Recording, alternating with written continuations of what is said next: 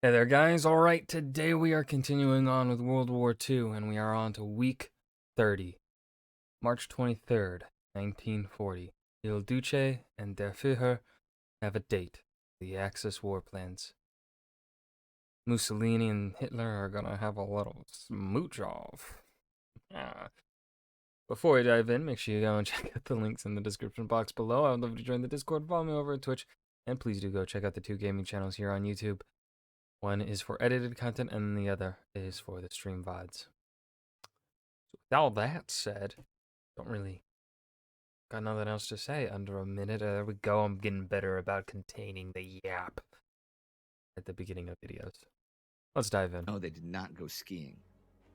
But did they kiss? Actually, I don't even know if he knows how.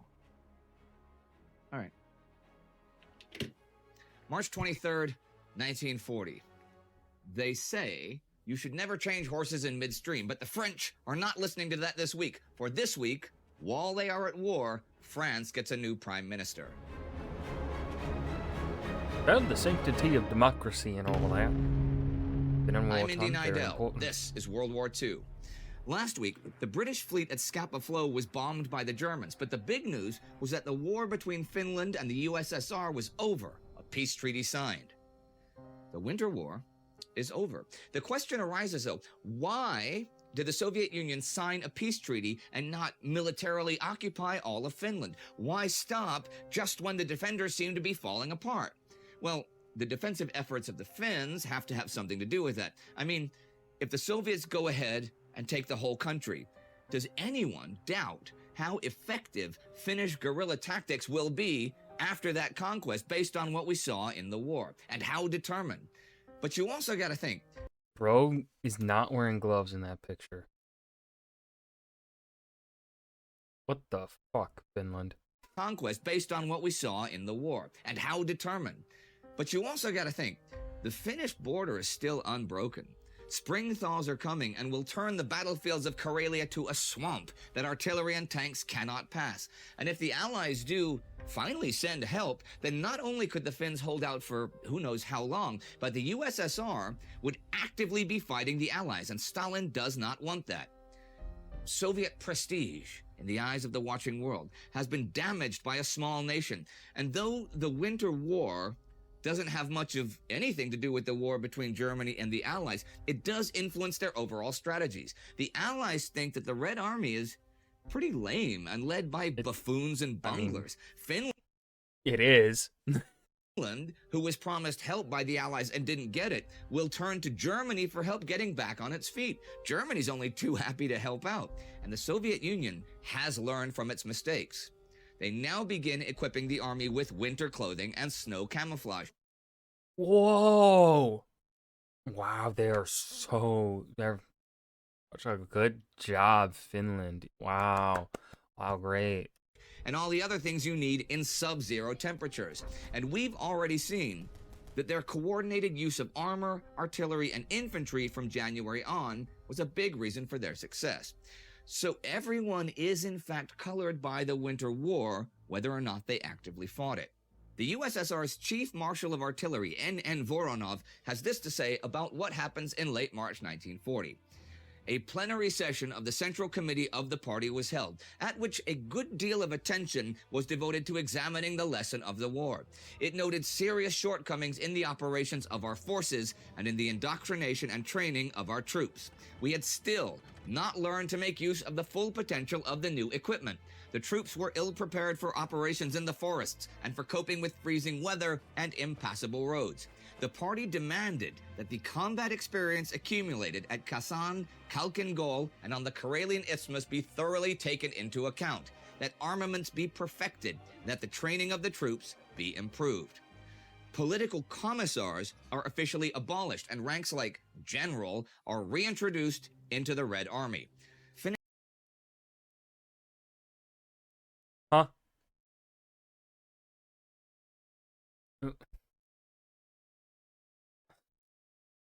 So, Soviet Union, what the fuck? Yeah. Huh? Finnish commander Carl Gustav Mannerheim writes that using commissars in the combat ranks was a big mistake. That orders that must be approved by political leaders cause not only delays, which can lead to disaster, but take away initiative because no one wants responsibility. It is obvious to him that surrounded and starving or freezing units did not surrender because of the commissars, who made threats against the men's families even, and it occasionally reached the point where the men chose suicide over surrender.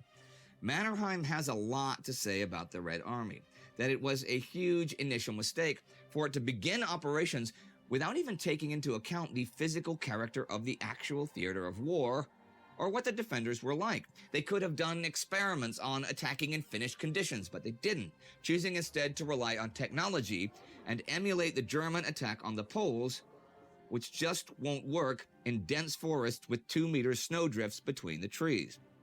Although the war had not been a true success for either side, one man would have preferred for it to continue, French Prime Minister Edouard Daladier. He wanted to get any actual fighting for the French as far away from France as possible, and had really played up the idea of intervening in Scandinavia to help Finland, but really to fight the Germans in somewhere like Norway instead of in France. Well, on the 20th, Daladier asks for a vote of confidence in French Parliament. He gets 239 votes of support and only 1 vote against. However, 300 people abstain from voting. So he is out as prime minister, replaced by 62-year-old conservative Paul Reynaud. Daladier remains in the cabinet as defense minister. Reynaud immediately makes proposals for landing troops in Norway and for bombing the Caucasus oil fields to cut off German supplies of iron. Okay, you're getting really aggressive. And oil. The Caucasus is part of the USSR. They supply a lot of raw materials to Germany by trade treaty. I will talk more about this next week. But already on the 20th, Allied plans to bomb Soviet oil fields in the Caucasus accelerate as British intelligence is tasked with getting aerial recon.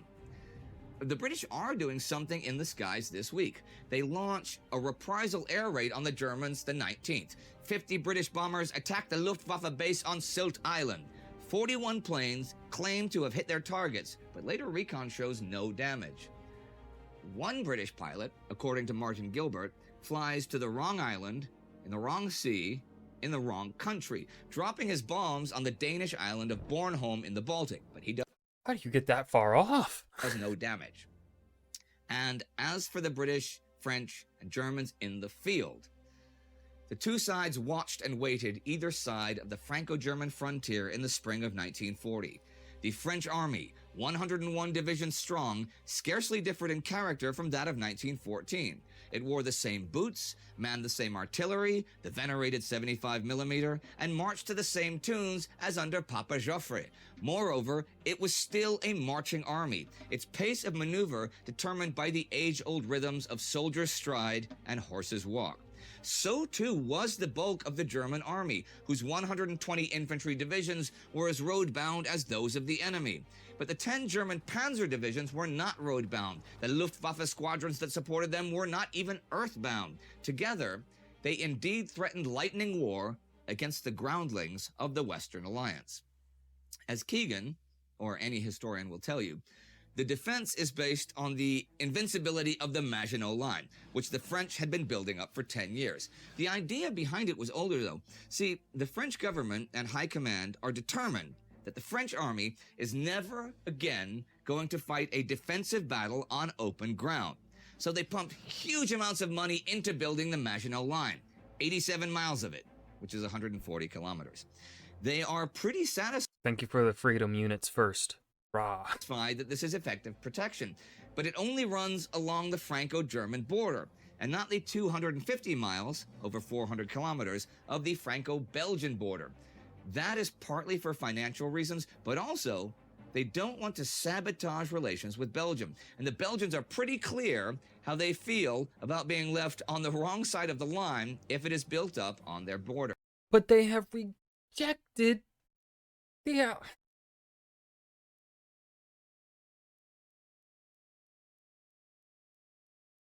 Belgium. You can't complain when you're the one rejecting the fucking Allies. The fucking French should have just built it anyway. Fuck the Belgians. Well, fuck the Belgian government. I have to make sure I specifically say that, otherwise people on the internet will get upset and say that I'm blaming all Belgians. So people think a German advance will be again through Belgium like in 1914, which would involve the French and British mobile forces going into Belgian territory without coordinating anything with Belgian high command beforehand. That might, But again, because Belgian high command isn't cooperating, be less than satisfactory, but we saw last fall that Allied Commander Maurice Gamelin had made plans for such an advance. At first, it was to be to the river Schelde if the Germans attacked, but that was changed by Directive 8 in November, which was an advance to the river Dyle, which would put the British and French closer to where they thought the 22 Belgian divisions would defend. Keegan quotes a letter from the British ambassador to Paris to Lord Halifax. It was no use pointing to the size of the British Navy and Air Force. French public opinion wanted large numbers of troops in Europe. Well, by the beginning of this year, they had sent over all 5 of their regular divisions. These were crack troops. However, since conscription, unlike in the French and German armies, had not begun until the war did, other divisions were found from the volunteer reserves, the Territorial Army, who, for all their enthusiasm, were not the equal of the regulars. Still, 5 divisions of them had been sent by now to France. 3 more are soon on their way, but these are so lacking in training that the British themselves call them labor formations. In any case, all 13 divisions are infantry. Britain's 1 armored division is not ready for action. But Hitler thinks his forces nearly are. On the 18th, he meets Italian leader Benito Mussolini at the Brenner Pass. Mussolini says he will join the war at an opportune moment. Martin Gilbert writes that Mussolini wants to convince Hitler to wait a few months for the attack in the West. Hitler says, once France is beaten, Britain will come to terms. No problem. So there will be no delays. And we reach the end of another week. A British air raid, Finnish reflections, and a new French prime minister. You can't blame Daladier for wanting to keep the active war away from his land.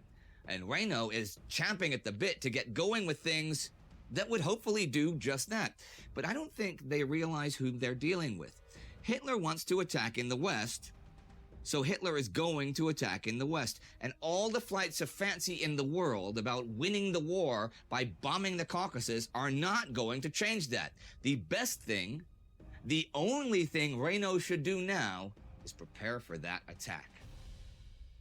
Our Time Ghost Army member of the week is Dewey Phelps. It's Dewey's contribution that keeps the war effort moving forward. So if you have not already... And that was week 30 of World War II, March 23rd, 1940. Il Duce and Der Führer have a date, the Axis war plans. Nothing to add at the end here. There really wasn't anything this episode to really discuss, talk about. There wasn't, I feel like, nothing really here that lends itself to much discussion. So, yeah, I hope you guys enjoyed. Remember to hit that like button and subscribe for more. And I will see you guys in the next video. Peace.